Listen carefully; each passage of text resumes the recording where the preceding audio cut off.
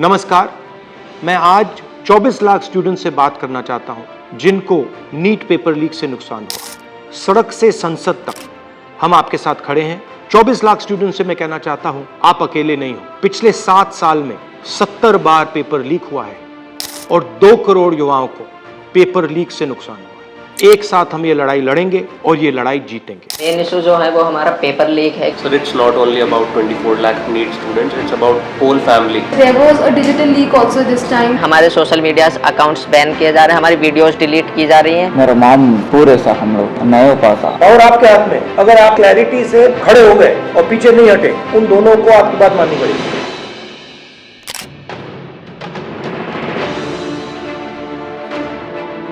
So we all have come here to talk about NEET exam. We all gave NEET 2024 exam. And most of us are 620 plus above who are sitting in this room. Last year 610 was the cutoff. बाकी cutoff 657 पहुंच गई है। 630 जो benchmark होता है एक respectable score का, उसमें देखो कंपटीशन तो बढ़ता है। तो जो इन्फ्लेशन रेट है वो 40% से सीधा 400%। सर सिर्फ ये बोलना कि कंपटीशन बढ़ गया और पॉपुलेशन बढ़ गया, I don't think this justifies the statement. तो जितने भी सो कॉल्ड टॉपर्स थे 720, 715 एंड 718, 709, उनके जो एक्चुअल मार्क्स थे probably they are below even 640. How does that happen? So maybe I feel that there are major 4 reasons. The first one is obviously paper leak. Second was that there was a digital leak also this time, like on Telegram channels, or majorly there were other platforms as well. Third reason was that there were scams going on which were saying that you just have to leave the blank OMR and the people of the NTA, or maybe I don't know from which association, they will fill those OMR. Cheating is cheating. Yes, yes. It's cheating, and the grace mark is the 4th point, which is not going to impact that much. Sir main issue जो है वो हमारा paper leak है, क्योंकि sir सबसे पहले अनुराग जो students था उसने ऑलरेडी स्टेटमेंट्स में कहा है कि एग्ज़ाम लीक हुआ है।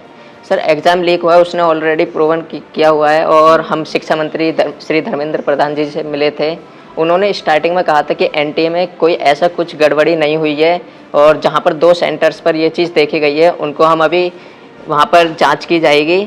और हमने मांगे रखी थी कि रीनीट होना चाहिए और सीबीआई जांच होनी चाहिए, बट उन्होंने सीधा जो आंसर दिया था वो दिया था कि सब चीज़ हम सुप्रीम कोर्ट की मानेंगे, जो सुप्रीम कोर्ट फैसला करेगा वही माने। बट सर सुप्रीम कोर्ट ने डायरेक्ट जितने भी केसेस हम PIL डाल रहे हैं लोग इस चीज़ के ऊपर, डायरेक्ट जितने भी फैसले हैं वो सारे 8 जुलाई को दिए जाएंगे। बट उससे पहले स्टूडेंट्स पर इतना स्ट्रेस बढ़ रहा है, इतना प्रेशर पड़ रहा है। सर हमारे पेरेंट्स भी इस चीज़ से दुखी हैं कि बच्चा मतलब इतने मार्क्स ला रहा है कि वो एलिजिबल है हर साल के अकॉर्डिंग। बस मेन जो डिस्टर्बेंस हुई है इस एग्जाम में वो है एक तो पेपर लीक, और दूसरी जो स्टूडेंट्स जो NTA ने ग्रेस मार्क्स दिए वो तो एक छोटा सा उन्होंने ग्रेस मार्क्स दिए वो अपने पेपर लीक को छुपाने के लिए। सर इतने दिन से आपको पता है कि गर्मी कितनी है, कुछ लोग गर्मी से मर भी रहे हैं, लेकिन सर हम स्टूडेंट्स और हमारे पेरेंट्स रोड्स पर इतनी गर्मी में सर लड़ रहे हैं इंसाफ के लिए, लेकिन सर हमारे लिए कोई भी कार्रवाई नहीं कर रहे हैं, ना ही हमारे इंसाफ के लिए कोई कार्रवाई कर रहे हैं। क्योंकि सर हमारे सोशल मीडिया अकाउंट्स बैन किए जा रहे हैं, हमारी वीडियोस डिलीट की जा रही हैं। हम अपने लिए आवाज़ उठा रहे हैं, उनसे रिलेटेड जितने वीडियोस सर कोई भी गलत कंटेंट नहीं है, हम सिर्फ आवाज़ उठा रहे हैं अपने इंसाफ के लिए।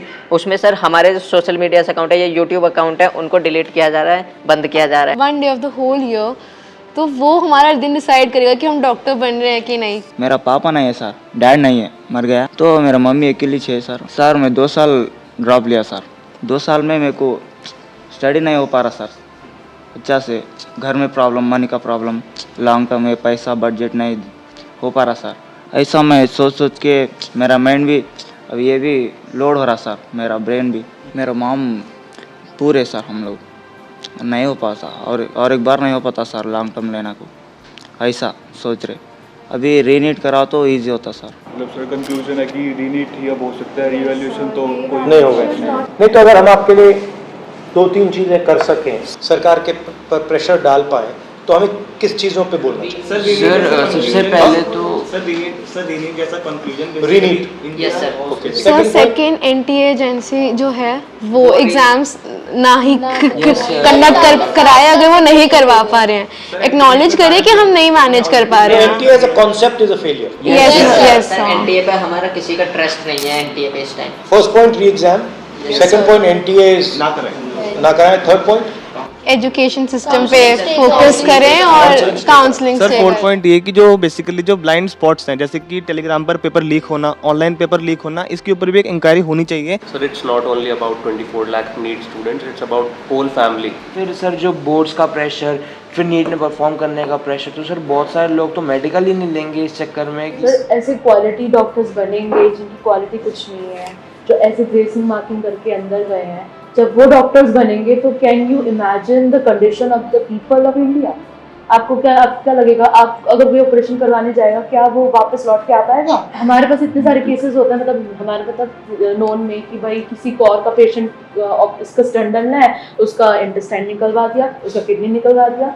सर ऐसे केसेस, ऐसी मिसहैपनिंग्स इतनी बढ़ जाएंगी, we can not imagine. Sir जो ये रीनेट का कॉन्सेप्ट है और जो ये रीनेट का कंक्लूजन है, ये बेसिकली दो ही बॉडीज हैं इंडिया में जो इसकी पावर रखती हैं। First of all supreme court, जिसमें हम अभी काफ़ी ज़्यादा डिपेंडेंसी शो कर रहे हैं, and second ministry of education. Ministry of education ने यूजीसी नेट का एग्ज़ाम भी कैंसिल किया और उसके अंदर लाइक 1 डे के अंदर उन्होंने एग्ज़ाम कैंसिल कर दिया। एक्चुअली ये दोनों ने इसलिए किया है क्योंकि पॉलिटिकल प्रेशर आया है, यस क्योंकि आप लोग मतलब चुप नहीं बैठे हो। यस सर, वो दोनों इंस्टीट्यूशंस निर्णय जब लेंगे जब आप प्रेशर डालो। यस सर, अगर आपने ठीक से प्रेशर डाला और आप पीछे नहीं हटिए और अगर आप काफी स्टूडेंट्स आ जाएंगे तो वो दोनों इंस्टीट्यूशंस इसको कैंसिल करो। पावर ना कोर्ट के हाथ में है ना मिनिस्ट्री के हाथ में है, पावर आपके हाथ में है। अगर आपने क्लैरिटी से खड़े हो गए और पीछे नहीं हटे, उन दोनों को आपकी बात माननी पड़ेगी। ठीक है, थैंक यू। आपका जो एस्पिरेशन है, आपका जो विजन है, इसी से देश का विजन बनेगा, इसी से देश की प्रगति होगी। अगर सरकार आपकी रक्षा नहीं कर सकती है तो ऑपोजिशन आपकी रक्षा करेगी। ये जो आपका मुद्दा है, इसको मैं पर्सनली संसद में आपके लिए उठाऊंगा और पूरा का पूरा दबाव हम सरकार पे डालेंगे। धन्यवाद।